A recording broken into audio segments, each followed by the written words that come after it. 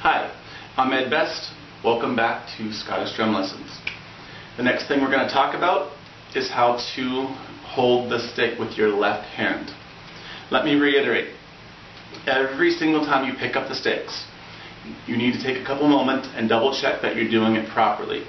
That way that you have the maximum chance of performing well. So just a couple seconds makes all the difference in the world. And as you play longer and longer and get more and more experienced, it'll just take a quick moment, boom, and you just jump into it, okay? So, having said that, here's what you look for in the left hand. First thing you do is, similar to the right hand, you relax. Just as though you're laying in bed for the night, you put your hand down, and you notice that your fingers kind of naturally curve a little bit. Work with that natural curve. So what you then do is, as you're relaxing your hand, you take the butt end of the stick, and this time you put the butt end of the stick into the hand this direction. And what's going to happen is the stick is going to end up between your thumb and your ring finger in what I call the thumb pit. And put it right in there. And this is where it's going to be resting. Now the stick ends up going between your middle finger and your ring finger. And your thumb is going to relax and go on top of the stick. Let me show this from a couple different angles. Your thumb will be aiming down the stick. It's like you have a big long thumb now, nice and relaxed. And here's an important part that a lot of people miss. Your ring finger should be very level, should be parallel with the ground, so that it's like a tabletop. So if you let go with your thumb, and you have the stick, of course, sitting at the balance point, it's not going to fall over. That way you can concentrate just on playing. If you have your hand this way, which I see a lot of, people aim their fingers up in the air, and then if I let go, the stick's going to fall out. If you aim it down, the stick's going to fall out. Unless I get really, really tight, which we don't want. Remember, we want our hands to be very loose and relaxed. So again, relax your hand, take the butt end of the stick, put it into the thumb pit, straight from this angle, into the thumb pit, put the stick in between the middle finger and the ring finger, gently put your thumb down on top of the stick. Now, these two fingers, they don't do a whole lot. Some people call them a safety net, so if the stick were to fall out, they go boom and back over. So they might touch a little bit, but they never ever go on top of the stick. That restricts its range of motion, so if I want the stick to go up, I have to move my whole arm. So we're trying to avoid that whole thing. So these fingers are off, so that if I want the stick to come out, my thumb is free to move with it. And we'll talk about that in a little bit. Okay, so every single time you pick it up, practice that. Relax your hand, butt end of the stick, thumb pit, ring finger, tabletop. Keep that parallel to the ground. Okay? Now, once you get there, we have our three basic strokes. We have the tap, we have the bounce, and we have the buzz. You need to practice all three of those with your left stick.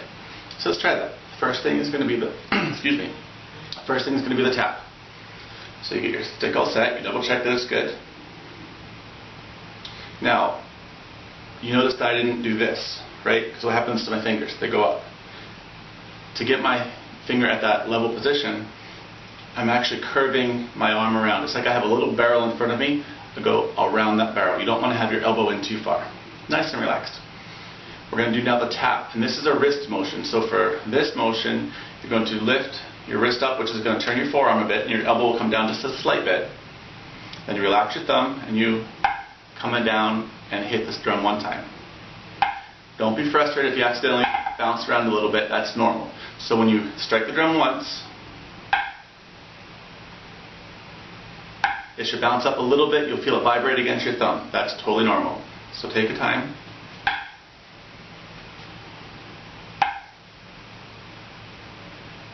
And make sure you have it so you have total control. Don't hit too hard. The harder you hit, the more it wants to bounce up away from you. So if you just barely pick it up, use your wrist to come down. And height does not equal volume. Just because I'm coming up really high does not mean I'm going to hit really loud. So that your thumb is relaxed as you bring your stick up and down. Let the thumb kind of go for a ride. Move with the stick. See how I come up? I come up a little bit, the stick continues, my thumb goes with it. It's not a thumb move though. Your thumb is just going for a little bit of the ride. It's totally a wrist move. Practice that. Take your time. And at any time during these videos, please feel free to pause and try it on your own. Rewind, listen to me explain it again if you didn't catch something. As always, I love feedback. If there's something you didn't quite get, you want to ask a question about, message me anytime you want. I would be happy to help you or put out another video. That's how you do the tap. Next thing we do is called the bounce. So this is not a wrist move. This is an arm move. It's an arm move. So you bring your whole forearm up, keep it in the tabletop, then you relax and you just basically drop it. And this is going to be a multiple bounce. Just let it go and do what it's going to do. Your thumb really does just go for a ride here. There's no control. It's just a drop, right? So we're doing a couple things. I want you to feel what the stick's going to do on its own before we try to control it. See, isn't that cool? I drop it once. What's it hit? 12, 13, 14 times?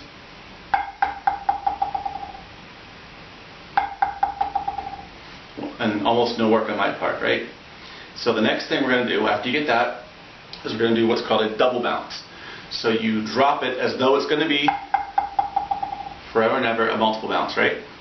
Drop it the exact same way, but after it strikes the drum the second time, grab it again. And grab. So all you do is pick up. Don't help it. Do not twitch your thumb. Don't do two wrists. Don't wiggle your arm. Don't vibrate. Nothing. You just drop it like this, but then grab it after the second bounce, right? A better mistake is to accidentally go too long or to have it buzz around a little bit. At least then you're trying to do the right move, and you'll get it. Doesn't have to sound exactly like mine. It might be like this, it might be like that, but at least it's bouncing. If you're doing the right motion and it's bouncing, you will get it. Do not help it at all. Let me explain that again. That will not help you. Do not help it. Do not hit it twice. Do not make two taps. Make one bounce. Your arm moves once. The stick will move twice. You make one motion. You see how my thumb comes up a bit to let it move? And I just bring my arm up and grab it after it's completed. Okay? Again, feel free to practice that as many times as you want.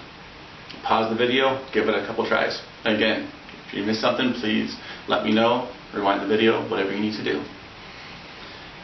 Third thing, buzz.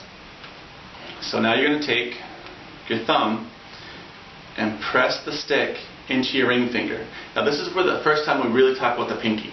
The pinky on your left hand is there as a base for the ring finger because all the pressure is taken from the thumb and the ring finger. Pressed together, but the pinky is there to support it. If I move my pinky out of the way, it does that. It doesn't have as much control and it moves to a weird angle. So you put your pinky into there as a base, push down with my thumb, and it stays put. So I push up here and down here. That's where the pressure is. So when I go to make a buzz, I lift up just like I did to make a bounce. Put the pressure here, tiny bit of firmness, come down with my forearm until it touches the drum. We don't press really hard into the drum, we just set our hand all the way straight down until it touches the drum. Notice I'm not attacking it, I'm not pushing my wrist, I'm not making my thumb tighter on the way down. Those are all no-nos. Set it up, pressure, hand straight down. Once I get there, I do a tiny bit of follow through. It means the second I hit the drum, I don't stop. I keep my hand going. Matter of fact, if I do it right, my hand will hit the table on the way down. Or my stand in this case.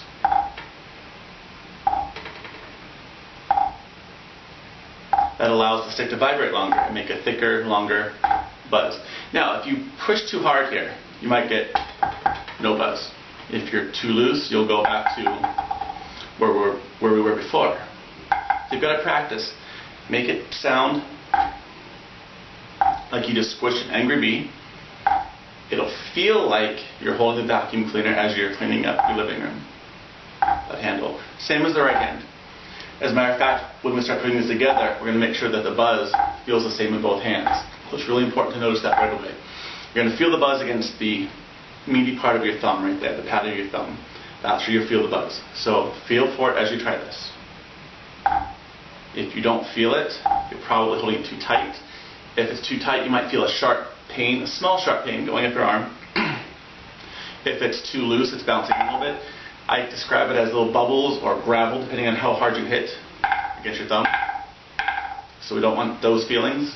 So we want a nice, soft vibration like a vacuum handle, sounding like squishing a beat. Bzz.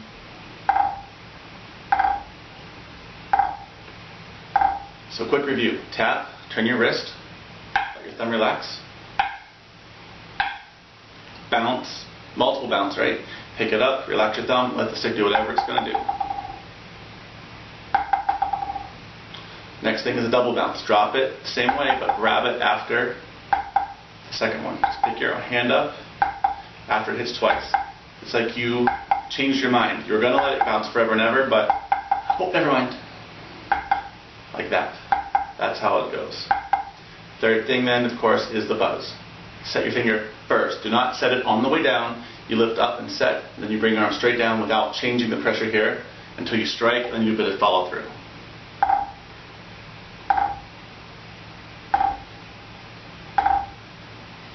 And those are the primary strokes. Now we've learned the primary strokes on the right hand and the primary strokes on the left hand. Here's the cool part. 100% of everything we do from now on is going to be one of those three things. It's either going to be bouncing, buzzing, or tapping. Everything. So all we have to do now is put them together in different combinations. And we can do anything. Some combinations are harder than others, I'm not going to lie to you. But the bottom line is every single thing we do from now on can be broken down to its smallest components, which could just be a series of taps, bounces, or buzzes.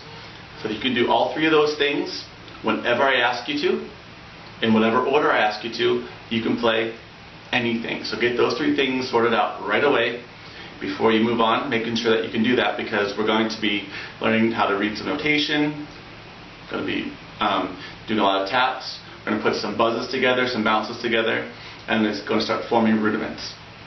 And you're on your way to playing some music that you can play in a band. It's awesome.